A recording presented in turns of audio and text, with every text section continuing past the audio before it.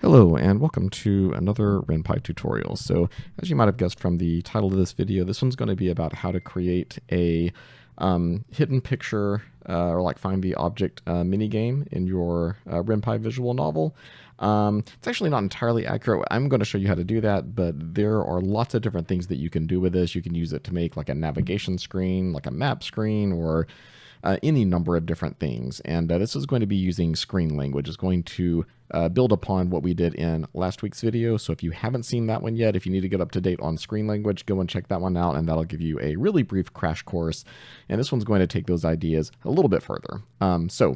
First thing you might have noticed is that I do not have my code editor open right now, but instead I'm using GIMP, which is an image manipulation software, kind of like Photoshop, but it's a free and open source alternative. I used this one, so just in case you don't have a Photoshop subscription, you can download this for free off the internet, and I'm sure you can figure out how to do that on your own. I don't have to walk you through the download and installation process, but this is GIMP, G-I-M-P, and again, it's totally free and open source, really easy to find, so you shouldn't have any trouble with that. And we're going to use this to do some basic photo manipulation. So I have a scene here that I exported from Daz. Now you can use any picture you want. You can just download a picture off the internet, use a picture that you already have. This is just like a static image PNG file, nothing really special about it. So when you first open GIMP, sometimes it puts this grid up here by default. So if that's the case, just go up to View and then deselect Show Grid, and it'll get rid of that. So we just really want the image right now. And what we're going to do is select 2 or 3 items from around the scene that we want to make clickable. We want the player to be able to hover over them, click on them, and it will do something in the game, which we're going to do with code in a little bit. So I'm going to select 3 items. I'm going to do this towel right here that's draped over the hot tub, and then I'm going to do this plant over here, and then I'm going to do this knob on the hot tub itself. And again, just to illustrate like how to do 2 or 3 different things. Again, you can use whatever image you want, use whatever objects you want. Just kind of follow along with me, and I'll show you how to do it, but it can be adapted to pretty much any image. So the first thing I'm going to do is I'm going to zoom in on this towel really closely you can do that by holding Control if you're on Windows, and then use the scroll wheel on your mouse to zoom in and out. And we're going to use this tool up here called the Free Select tool, or sometimes it's called the lasso tool because the icon like a little lasso. So we're just going to click on that, and we're going to use it to select this towel and kind of cut out a copy of it. And what we're going to do, we want to be able to export that as its own separate image, and we're gonna highlight it so whenever the player hovers over it, then they'll know that that's a hotspot. It'll be really obvious. So we have our lasso tool selected, and we're just going to left click anywhere around this, and we're just going to kind of connect the dots. Let me zoom in a little bit closer. There we go. And you don't have to be super precise with this. Like, you can zoom way in and get down to the pixel level. If I were making this for an actual game, I might do a little bit of a better job than I'm doing now, but you will see in a moment that it doesn't really matter that much. At least it won't for the towel. The tree might be a different story, but we'll deal with that when we get to it. And there we go. And again, every time you click, it just kind of puts a point there, and then it draws a line to the cursor. So again, we're just left clicking all the way around that object. And as I said before, it doesn't have to be super precise. You can get as precise as you want to, but it doesn't have to be like absolutely pixel perfect. Almost there. I know Photoshop has some automated tools to do this, but I usually prefer to do it myself. It's a little bit more accurate. Usually when I use the automated tools, I end up having to go back and correct some things, and this way it's just a little bit faster. There we go. So when you get to the end, we're going to do one final left click on the first point that you started with, and that will select the object. And you can see it's got that dotted line going all the way around it. So now we're going to copy this to its own layer. So most photo manipulation softwares work on a layer system where you can kind of layer images on top of each other. One cool thing that you can do with that is that you can alter like parts of an image, and then if you mess something up, like, it's no big deal to go back. You can just delete that layer, or like Control-Z to undo it, whatever you want to do. So for this one, we're going to right click, go to Edit, and Copy Visible. And then we're going to right click again, go to Edit, and paste, and it's going to create like kind of a temporary layer there. It calls it the pasted layer. And down here at the bottom right, there's this green button that says create a new layer and add it to the image. So we're going to do that. And now we have basically recreated that towel on its own image. So this eye icon over here makes a layer either visible or invisible. Since that pasted layer is above the base layer, which is called, that's just the name of my image, hottubtest.png, it doesn't really matter if I hide that or not because it still exists in that one. But if I hide this, now we can just see the layer that has the towel on it. And even though I wasn't perfect, it looks pretty good still. All right, so before we apply any different effects to this, we're first going to export this image by itself, just the towel. So we're going to need that in a minute. So if I hide that layer, we see that we only have the towel layer selected. And I'm just going to go up to File and Export As. And you can put this wherever you like. I'm not going to show my file exporter on here because I've got some personal information that it's displaying right now. But you can place this directly into your image folder for your game if you like. I'm going to navigate to mine real quick. There we go. You do have to call this something relatively specific though. So I've got a naming convention that I like to use where I like to call it the name of the base image. So in this case, it's going to be hot tub test is the base image, then underscore, then the name of the item, which is towel, and then another underscore. And this next part you have to have correctly. We're going to call it idle, IDLE, and then the file extension .png. So hot tub test underscore towel underscore idle, IDLE .png. And all of that is optional except for the idle. That has to be the last thing, is that we're going to create an automatic image button and it's going to specifically look for that image name. So be sure that you have that, in there correctly. All right, and I'm going to export that.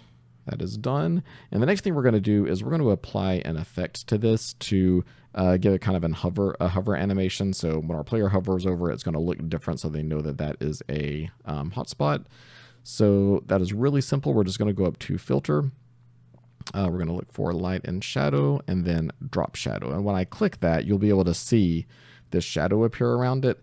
And we're going to edit that and make it look a little bit more, make it stand out a little bit more. So I've actually got a preset that I use called Hover Overlay Number 1. I also have Hover Overlay without the number 1. It's a little bit obnoxious, but I like the subtle one a little bit better. If you want, you can take a look at my settings and just copy these down. X and Y are both 0, blur radius is 10, grow shape is circle, grow radius is 0, color is white. You can do that, whatever color you want. I just find out the white is pretty safe. It stands out against just about everything. Opacity 0.5, that is pretty much it. So when you've got that set, just hit OK. And we're going to export this image again, and this time we're going to call it the exact same thing. Very, very important. Except instead of the idle at the end, we're going to put hover. So hover has to be the last word when we have these this effect applied to it. Again, it's because we're going to create an automatic image button. It's going to be really important that we have that. All right, so once we have that done, I'm going to do this next part off screen just because you don't want to watch me do lasso tool for the next 10 minutes. But I'm going to go ahead and create an image, or a set of images rather, an idle and a hover image for this plant here, and then for the temperature control knob on the hot tub. So let me go ahead and do that, and then we will get started with the code in just a minute. All right, we are back, and I am ready to jump into the code for this part. So first, I'm going to show you how I have my image folder structured. So this is just my main images folder from my Ren'Py project. So I've got my normal 3 images, the bar, and then my 2 characters, which we aren't going to use any of these in this one. But here I have the images that are relevant to what we're about to do. So I've got my base image, which is called hottubtest.png. And then I've got each of my idle and hover images. And remember, those have to be named really specific things. They have to end in either idle.png or hover.png in order for this to work correctly. So if you run into an issue, it's probably because of that. That's usually the biggest issue with these things. All right, and for the actual code, I've got a really simple project set up, just my characters, which again, we're not even going to use any of those. But I've got my start label so far with nothing in it. All right. let us get ready to code. So first thing I'm going to do is code my screen, and we're going to set it up kind of similarly to how we did the one in the last video. We're just going to say screen and then put in the name. Let's call this one hot tub. And remember, you have to put the empty parentheses because this is technically a function. And then inside of this block, we're going to start by adding a base image, which is just going to be, well, our base image, the hot tub scene. So on this, we're going to say add, and then the name of the screen, or the name of the image, rather. So hot tub test, you don't have to put the PNG here, so we'll just leave it like that. After that, we're going to say modal, not model, modal true. And basically, this means that if we put this screen on top of another screen, you will only be able to interact with the topmost screen, just this one, and you won't accidentally click anything below it. I'm pretty much always put modal true. I don't think I've ever used false for this, so just it's good to get in the habit of doing that. So the next thing we're going to do is we're going to create 3 image buttons, and we kind of did this again in last week's with our main menu, where we created text buttons in that one. An image button is the same thing, but it's just a clickable button that uses an image instead of text.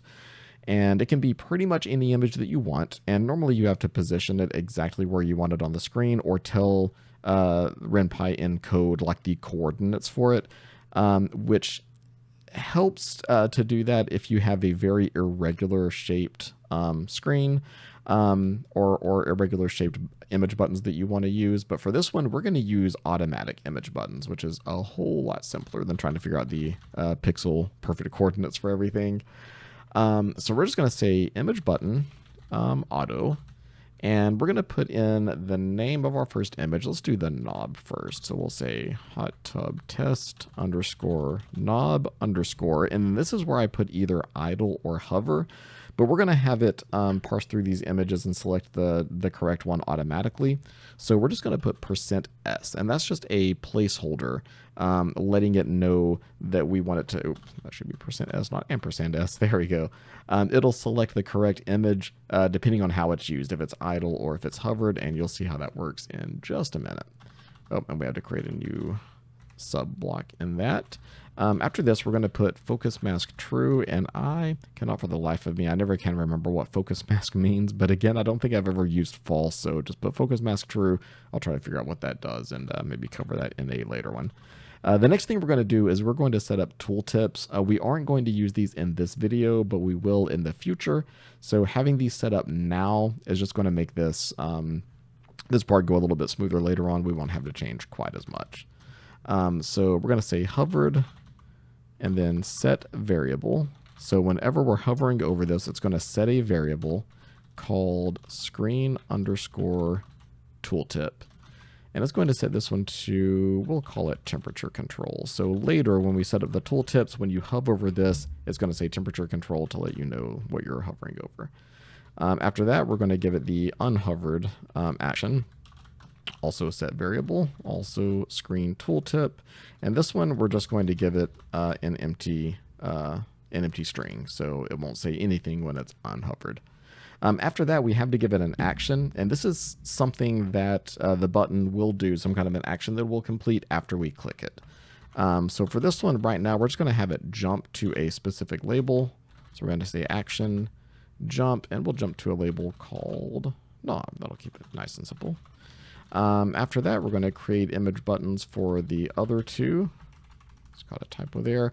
And we're going to do these in basically the same way. So I'm just going to kind of rush through this part so you don't have to watch me do this whole thing. All right, so I've got all 3 of my image buttons created now, and I think that's correct. Yeah, we'll see if I have any typos in a minute.